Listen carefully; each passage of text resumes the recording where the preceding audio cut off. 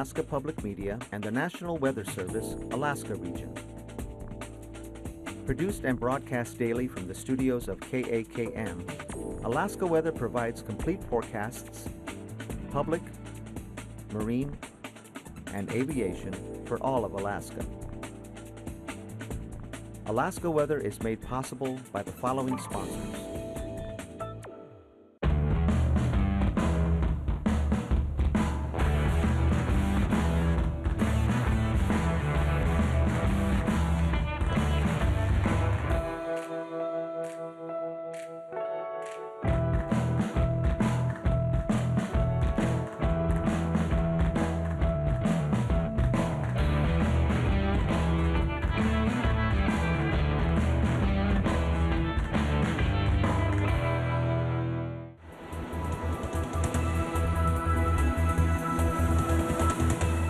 The National Weather Service.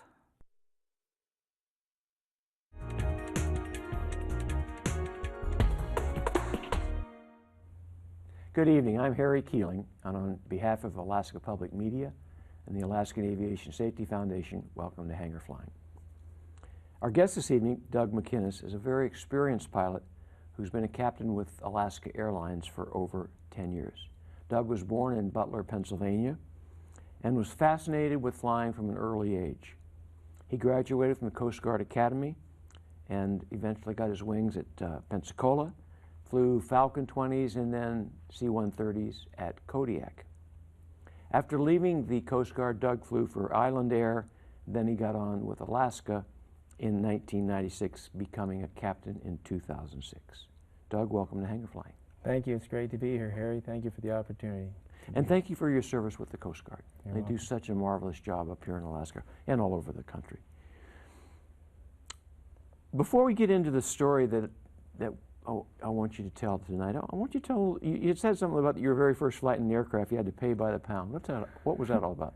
Well, all my buddies were, and I used to go to the farm show in Meridian, Pennsylvania, and they had a local pilot who offered flights for pay by the pound. So all my buddies weighed about 40 to 45 pounds, so they got off cheap. I was a fat little boy and I had to pay $1. Expensive, huh? It was expensive, but it was worth every dollar. Yeah, it was a great expense. Doug, what I want to talk about today is a most incredible story that I believe our viewers will really become mesmerized by it. It's a story that if you've lived in Alaska at all, you can relate to the conditions and what happened, but it is a very unique story. Would you tell us the story of the Kodiak goat hunt? Yes, I really appreciate this opportunity. On September 28th of 2012, my friend of 32 years, Brian, we were together in the Coast Guard, went goat hunting on Kodiak Island. It was a day that in the fall was foggy, had light snow, a light breeze of about 10 to 12 miles an hour, and there was still grass on the most of the hillsides, but it started to snow with the wet snow. We were side hilling on a goat trail to try to find goats that we had seen the day prior. We came to a rock along the goat trail, and it was a little precarious, so I had Brian wait there at the rock, and I continued along the trail. The goat trail allowed us to side hill more safely than if we just walked on the grass, a little more flat of a trail. I went up and down the ravines, and finally, out of the sight of Brian, I came to a ridge top that I wanted to go down to take a final look for goats, and if saw something, and then we'd come and shoot them, and if not, I'd go back to the tent because the weather wasn't very good. So as I left the goat trail to descend that top ridge down to look, within just a few feet, my crampons gave way to slippery ground, and I fell. I tried to recover, but I couldn't, and I fell on my bottom and slid. I was about 15 to 20 yards above a very steep cliff. And as I looked down, I could see there was a large patch of dirt that looked like that's where I would stop. Unfortunately, I went right through it, and then next barrier between me and the cliff was a 3-foot patch of dirt. And fortunately, by God's grace, I stopped on that 3-foot patch of dirt and realized that I had almost been killed. So I was quite shaken up. I laid back on my back, which I was, as I mentioned, on my bottom, and I laid back and just thanked God for protecting me. Heart was racing, quite afraid. And my crampon, I noticed, was missing. Not missing, but off my boot, and I had to replace it. Then it was very steep, so I rolled carefully onto my right side, dug in my crampons, and started to go from a crawl to a walk, and then finally stood up carefully and then made my way up the ridge I had fallen. And then, being shaken, thought, we need to get out of here. So I made my way back to Brian, who was waiting by the rock. I got within about 40 yards of the rock after side hilling to him, and I couldn't see him. I was a little concerned, but I knew he's the kind of guy that would stick around, so I yelled, "Brian." So he waved, and it was kind of humorous because he was very close and I just couldn't see him because of his camouflage. But so I didn't realize this till afterwards, but right before I waved, he prayed for God's protection over my life. And then after I waved, I took one step, and boom, both feet went out from under me, totally unexpected again. I tried to recover 2 or 3 times, and I was unable. Let me interrupt you there, Doug. Yes. Ladies and gentlemen, what you've heard is just the beginning, and what Doug is going to, I've asked Doug to come on again, and he's going to talk about a really horrendous fall, not what he's experienced so far, and some incredible injuries. But I also want you to keep in mind that you're looking at an Alaska Air captain currently flying. And so the story is about survival, the story is about recovery, and the story is about someone who was incredibly courageous and fought to get back on flying status. So ladies and gentlemen, tune in next time and we'll pick up Doug's story. Thanks for being on the program tonight, Doug. You're welcome. Ladies and gentlemen, until next week, fly safe.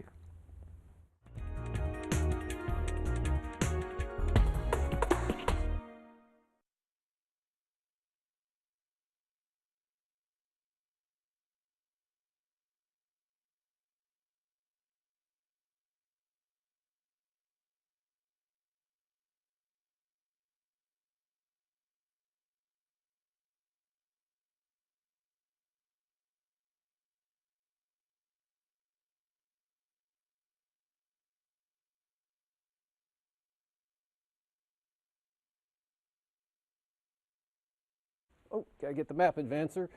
Okay. Tell me when. Okay. All right. Gotta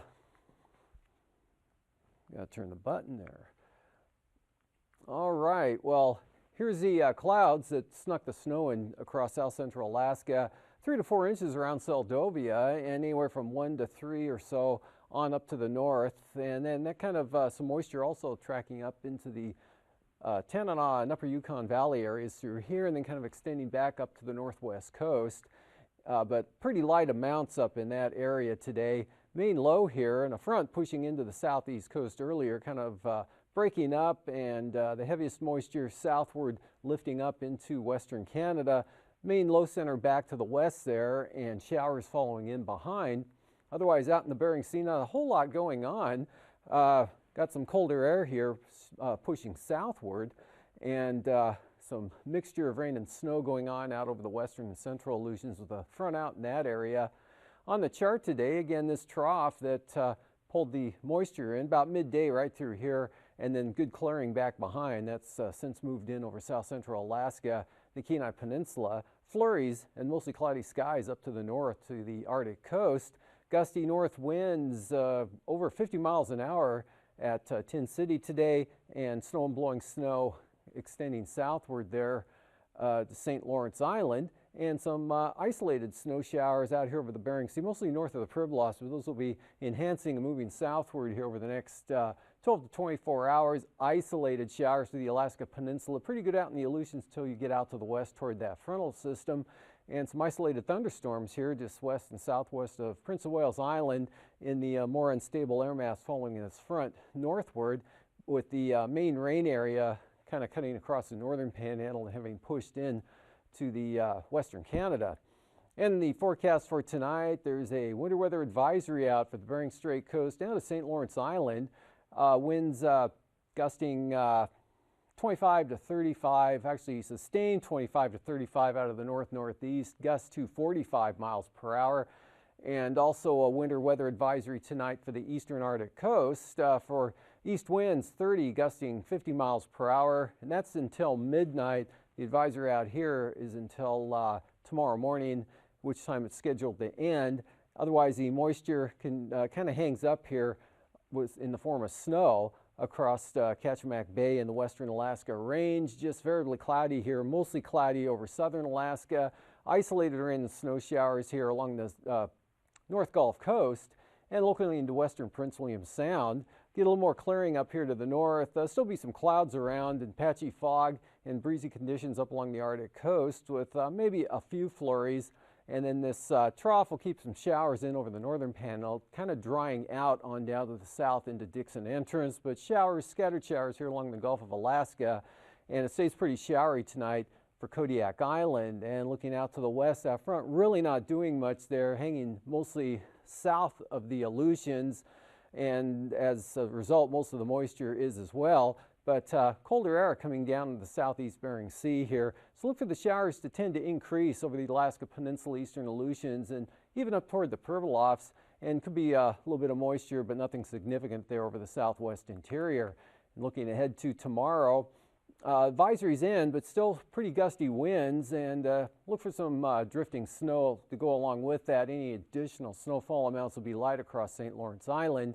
Otherwise, snow showers on the increase here, again over the southeast Bering Sea and along the north side of the Alaska Peninsula. Eastern Aleutians, scattered isolated rain and snow showers west of Nikolsky out to Shemya. And another trough kind of rotates westward here, so it'll be mostly cloudy with some scattered rain and snow showers, mostly upslope terrain, western Prince William Sound, east side of the Kenai Peninsula, and the eastern slopes of the western Alaska range. That'd be where the best chance of any moisture. Otherwise, it's mostly cloudy everywhere else.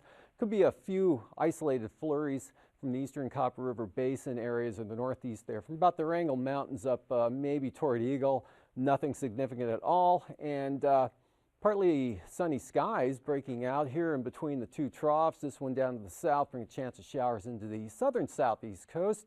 Scattered showers on up to the north. And for Sunday, looks something like this. Not too bad. Partly sunny, south central Alaska. Southern Kenai Peninsula, chance of showers close enough to this low here. And pretty gusty winds along the North Gulf Coast. And then northerlies for Kodiak Island, chance of showers along this trough, rain or snow showers into the northeast Bristol Bay area, Kamishak Bay, and along the Alaska Range. But again, really light amounts, some heavier moisture moving into the southern southeast coast associated with that 979 millibar low moving up towards the Queen Charlottes. But pretty dry conditions across the most of this panhandle there with northerly winds on the increase. Gale force northerlies in the forecast for northern Lynn Canal, but lighter winds out along the coast, and still some clouds, flurries, northeast Copper River Basin across the Northway and Tok areas. And still looking at, again, as I mentioned, some showers. Otherwise, out to the west, low pressure here now has developed there just southwest of the Pribilofs or southeast of the Pribilofs. So look for kind of just snow the entire day, snow and fog there, and pretty good snow showers heading down to the eastern Aleutians. Milder, mostly rain showers for the Alaska Peninsula, and then gusty northerly winds, colder temperatures, and snow showers out over the western Aleutians. Still windy through the Bering Strait to St. Lawrence Island, but not all that bad. And really no change up here over the northern interior, both for tomorrow and Saturday. And then for temperatures today, 40s, mid-40s across the southeast coast, 46 Metlakatla, 45 at Sitka, 44 Juneau, about the same there in Cordova. 27, Copper River Basin there at Gulkana, and afternoon temperatures mid to upper 20s here south central Alaska. Seward did push up to 33, as did Kodiak, and 20 degrees there at Healy, 25 in Fairbanks, 19 at Northway.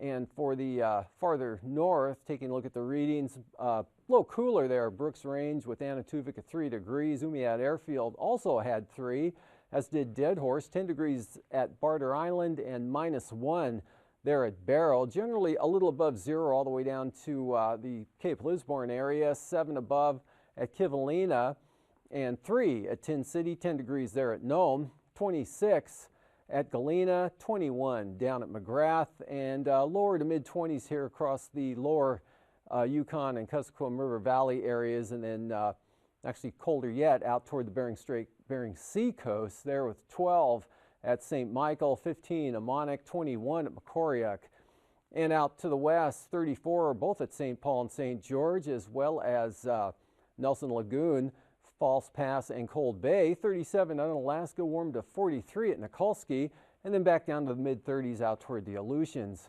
And for the lows tonight, below 0 up here across the north, but not all that far below, and a little above here, single numbers to lower teens over the central interior down to toward the southwest coast.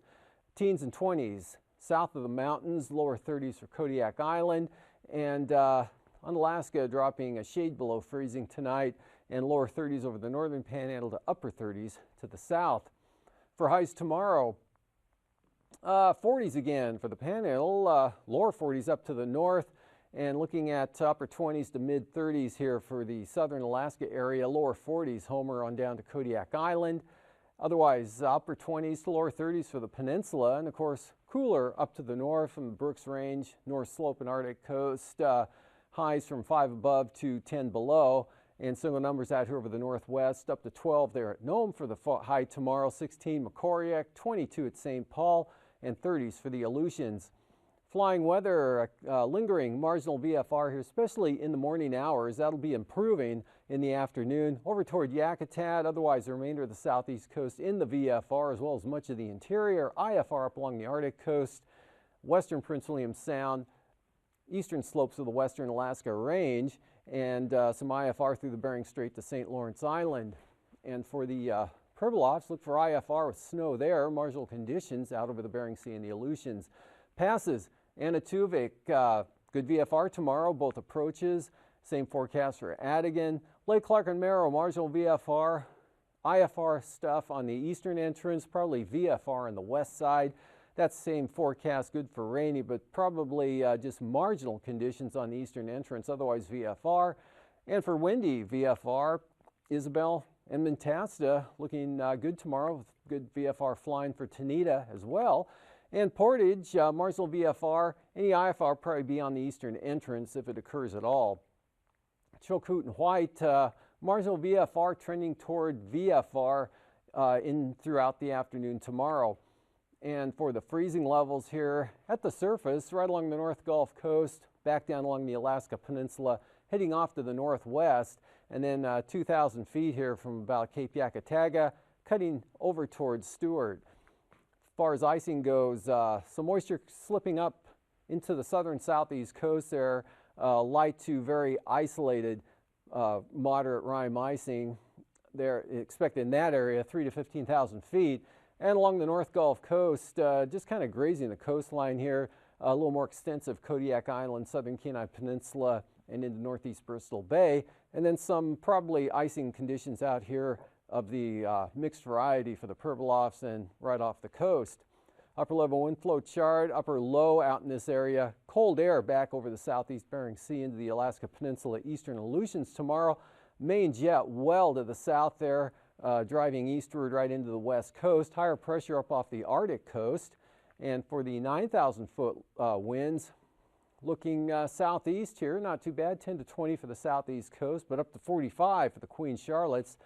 Easterlies 30 knots for the North Gulf Coast, otherwise 15 to 20 knots there across Kodiak Island and the Aleutian Range, and 15 to 30 knot winds out of the northeast over the interior, but up to 45 knots here along the Arctic coast, 35 through the Bering Strait to St. Lawrence Island. Then the wind flow kind of spreads out here and the winds diminish, looking at 20 knots eastern Aleutians, maybe up to 30 knots out to the west. 3,000-foot winds, about the same.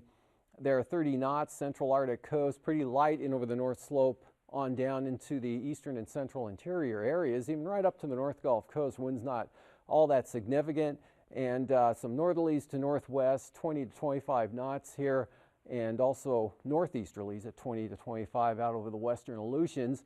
And along the Panhandle, basically 15 to 25 knot winds from the southeast. As far as turbulence goes, light to very isolated moderate chop here from Dixon Entrance right along the coastline all the way up over to Calgon Island, or Montague Island. Smooth here over southern Alaska, Kodiak Island and the Alaska Peninsula, and moderate turbulence 4,000 to 6,000 feet there. Bering Strait, Seward Peninsula areas down to St. Lawrence Island, and a little bumpy down to about the Pribilofs, and then the eastern Arctic coast could see some moderate chop, especially for smaller aircraft. Light to isolated moderate here from, let's see, that's Adak on out to Attu Island. For sea surface temperatures, of course, ice edge right through here, a little bit warmer to the south and warmer along the southeast coast. Ice edge looks like this here. We've got a little ice here in Kuskokwim Bay on out to the west there to about St. Matthew Island. This is really thin here along the coastline. Even in over Norton Sound, that ice, it's very thin ice there. A little heavier here through the Bering Strait to St. Lawrence Island. And mostly northern Cook Inlet has a little bit of ice up there, otherwise ice-free all the way down to the south. And the forecast is moderate north and northeast winds continue across the Bering Sea, or across the ice edge, through Wednesday. So looking at this to advance south and southwest, 25 to 35 nautical miles through Wednesday, and not much change in the forecast for Cook Inlet. For marine forecasts, gales on the south coast, small craft advisories all out of the southeast for the remainder of the coastline. Small craft advisories northern Lynn Canal, about 20 knots there for Stevens Passage. Clarence Strait southeast at 25 with 6-foot seas. And then for Sunday, small craft advisories out here along the coast with northeast on the north coast, easterlies on the south coast. Not a lot of change there for Clarence Strait, but a big increase in the winds here over the central and northern inside waters, again with Lynn Canal north, 40 knots, gust to 55 with seas 6 to 8 feet. And for the North Gulf Coast, Prince William Sound, easterlies at 20 knots, otherwise small craft advisories, turning northeast from the west side there on, then diminishing back to 20 knots for the Barren Islands. Lighter winds in store for Kodiak there on the east side, but small craft advisories for Shelikof Strait, Kamishak Bay, into southern Cook Inlet, all out of the northeast. And then for Sunday, small craft advisories continue for the North Gulf Coast, north to northeasterlies at 25 there, Barren Islands, Kodiak Island. Then northeast 20 knots here from Shelikof Strait all the way up to the Forelands, and a little bit lighter for the northern inlet. Out to the west, Bristol Bay, north winds 20 knots, 25 knot winds in the forecast here on the north side of the Alaska Peninsula. Freezing spray, again, Bristol Bay, covering all of the southeast Bering Sea as well. Also freezing spray here from Sitkinak to Castle Cape, north winds 20 knots, seas 9 feet. Freezing spray in toward the coastline, and north 20 knots, Castle Cape to Cape Sarachev. Then the forecast for Bristol Bay on Sunday, northwesterlies at about 20 knots, but light variable winds here down to the south, and then westerlies at about 15 south of the peninsula. Then these northwesterlies blow right down across the area southwest of Kodiak. Then for the Aleutians, we've got north to northeast in the forecast tomorrow at 20 to 25 knots, seas right around 10 feet. Northeast 20 to 25 out across the central Aleutians with the stronger winds. Looks like west of Adak out towards Shemya with seas of about 13 feet. And then those become more northerly and drop back a little bit, but still small craft advisories here, central and western Aleutians.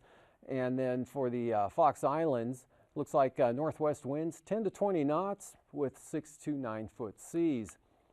For the southwest coast, northerly gales there tomorrow with 5 to 7 foot seas, and gales also continue for St. Lawrence Island and the northern Bering Sea with 9 to 10 foot seas. Winds a little bit lighter, but not much for the Pribilofs. Forecast for Sunday, we've got small craft advisories here from the Pribilofs up across the northern Bering Sea, coming down to about 30 knots, still pretty brisk. Good for brisk wind advisories there for St. Lawrence Island, northerlies 20 to 25. For the southwest coast with 2 to 3 foot seas. Eastern Arctic coast, brisk wind advisories there, actually along the entire coastline, all the way down to Wales, where they're northerly, becoming northeasterly, and then easterly there across the eastern coastline. And for Sunday, not a lot of change, no change at all out here. Brisk wind advisories, north to northeast, all areas, and even the eastern Beaufort Sea coast, east 25 to 30 knots. And moving on again, reviewing the forecast for tonight. Again, snow kind of hung up there from Kodiak Island up along the eastern Alaska range, and just some lingering showers back to the west there along the coast in conjunction with this trough that slips on back into the northern panhandle. And pretty dry though up over the interior areas. Winter weather advisory, Bering Strait coast to St. Lawrence Island, and also for the eastern Arctic coast, easterlies gusting 50 miles an hour through until midnight tonight. Snow showers kind of scattered here in the Alaska Peninsula, eastern Aleutian areas, and that front out to the west really not doing much, and does even less tomorrow. Just look for an increase in the snow showers here for the Pribilofs of the Alaska Peninsula and even the eastern Aleutians. And another trough keeps it mostly cloudy, some isolated showers south central Alaska, to a lesser extent over the southeast coast. Not too bad up over the interior, mostly dry, a little breezy, higher elevations. And then some more rain spreads into the panhandle on Sunday, otherwise basically dry for interior Alaska. These forecasts are to be used for planning purposes only. Call 1-800-WX-BRIEF for a formal pre-flight briefing. Always file a flight plan before you go flying. The U.S. Coast Guard Auxiliary urges you to leave a float plan with a friend or the harbor master before you go boating. Alaska Weather is made possible by the following sponsors.